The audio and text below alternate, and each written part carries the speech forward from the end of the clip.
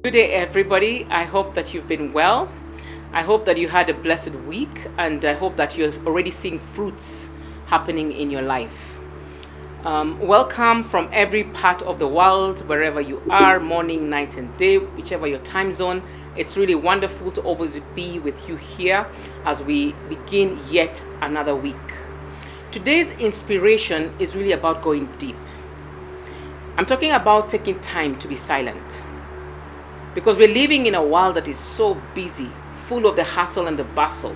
We're always moving. Sometimes I reflect on how life used to be when I was growing up. I don't know if it was just because I was a child, but days seemed to be so long, weeks seemed like months, months seemed like years, and years seemed like a decade. You know, when we were moving from one Christmas to another, it looked like so far. But nowadays, it seems like, a day is hardly, a full day in the way it feels like. It feels like basically when you wake up, the day is gone. Very busy. There's a lot of multiple things that are going on. Obviously, with the entry of media, social media, phones, our lifestyles have just moved to another level. I've seen a lot of times people on the dinner table, they're not even conversing, they're talking, but people are on phones, gadgets, computers, work. Now even more so with COVID, with the virtual work, there's even no boundaries in terms of when is work, when is home, when is family time, when is work time, when is other times, right? But with all that said, the point I want to make today is that we need to carve out time. Not stepping away, but just carving out a way of life, a habit of taking time to be silent. Okay? Taking time to be silent. Just withdrawing from the hustle, the bustle, the noise.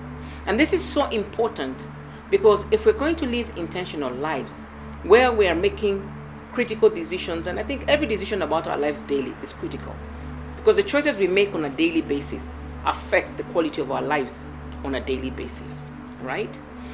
When you're looking at decision making, especially making choices, just being inspired about your own life, looking at what direction should I take, I think there has to be clarity of mind. There has to be clarity in your mind. Your thoughts have to be flowing, and you have to be in a position where you can see things clearly in order to make the right decisions, take the right direction, move in the right way. Okay? So today I want to inspire you that even as you begin your week, you're beginning a very bright and vibrant week. I'm sure a lot of you, your calendar is already full, whether it's with travel, whether it is with work, whether it is with family, whatever the mix is. I'm sure a lot of you already know what your week is looking like. My question to you is, as you were planning this week, did you take time just to reflect, to be silent, to think through your thoughts, to meditate, to seek God, to just have time with yourself, to commune with yourself, even as you plan?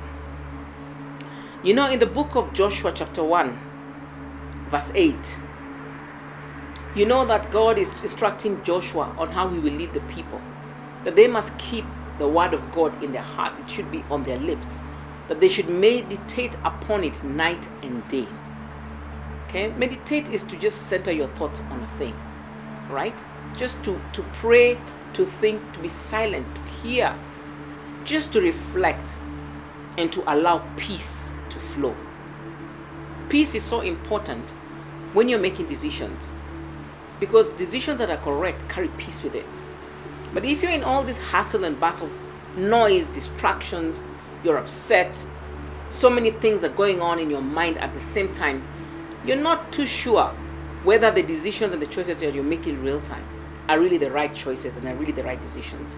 If you're not taking time to reflect, to think, to meditate, and just be silent. Because even in silence, you hear. People say they're waiting upon God.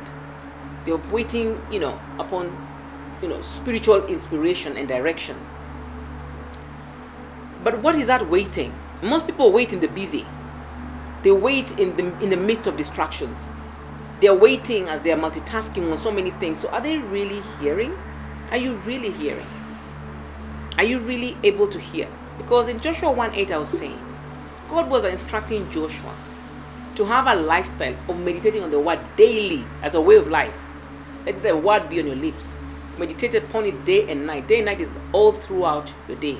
You should have moments and a way of life where you can even be taking moments in your day where you're just silent, even though you're amongst people. You can be silent in your thoughts. You can be having clarity of mind and peace to dissect things, to process things, and to make your decisions as you go. And it says, be careful to do everything that the word says. As you meditate, as you engage your thoughts and your and everything that's around you, you end up doing the right things. Okay? And it then says, then you will be prosperous and successful. A lot of people think that when it says meditate upon the word, then you will be prosperous and successful, that it's just an action that comes without your action. There is great need to be silent so that you can hear. When you're able to hear, you're able to get direction and instruction for how to be successful, what to do, when to do it, how to do it, when to move, when to stop, when to act. Basically, the instructions that we get that will lead to our prosperity and our success are found in moments of silence. Because in moments of silence, you have clarity of mind. Decisions that are made, choices that are taken, direction that is taken. When you have been in a place of peace and a place where you have clarity of thought, are normally the right decisions. And you're able to have the confidence then it takes to move. When you hear or you feel led to do something, or you're inspired to do something, or you feel I need to start this thing or take that direction. But is it that those thoughts and inspirations are coming from a cloud of many things that are going on? When you start to act, you're not too sure whether that was the right thing to do, whether it was the right business to start, whether it was the right direction to take. You start second guessing yourself. I mean, you lack confidence, the impact is affected. It's also affected. So as you begin your day today, I just want to encourage you that take time to be silent, not just today as you begin this week, but make it a way of life. Take time to draw out.